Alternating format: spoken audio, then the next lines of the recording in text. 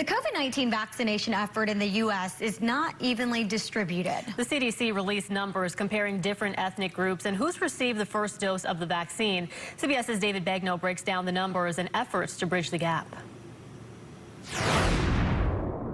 Seniors, essential healthcare workers, appointments. Dr. Jerry Abraham is a man on a mission.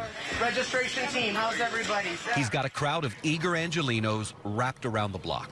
Almost all of them are from some of Los Angeles's most underserved communities. We are literally every morning till every night doing everything we can to help get this whole county vaccinated. What drives you? You sound quite passionate. I mean, people are dying. My patients are dying. Sylvia Victor lives close by. She lined up at 3 a.m. She's a caregiver for her 17-year-old son, Jesus, who has cerebral palsy, and she's eligible for the vaccine. And it is not working, the website, so it's very tough to get that appointment. And Dr. Abraham knows that. That's why Kedron registers people right here on site. They don't understand that Grandma and Grandpa don't even have an email address, much less a phone. Dr. Abraham's team is relentless in finding and administering vaccines. They give about 2,000 a day. Locals 65 and older get to go first. Then it's healthcare workers. And if there are doses left at the end of every day, they are made available to anyone waiting outside.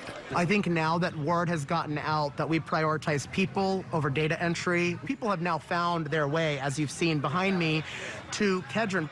Including Susan. She's a lawyer who lives in an upscale neighborhood about 30 minutes away. There are people who say folks like you, wealthy, live in ritzy areas, come to South LA, impoverished area, to sort of cut in line. What would you say? Well, I don't think I'm cutting in line. I mean, I would let somebody in front of me who is older. That's what they do here at the end of the day.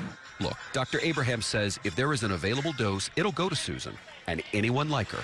But we are going to help our neighbors. That is part of our mandate, our ethical commitment, our moral compass. We're used to getting forgotten about or left behind, and I think that's why we're so good at coming together. David Begnaud, CBS News, South Central Los Angeles.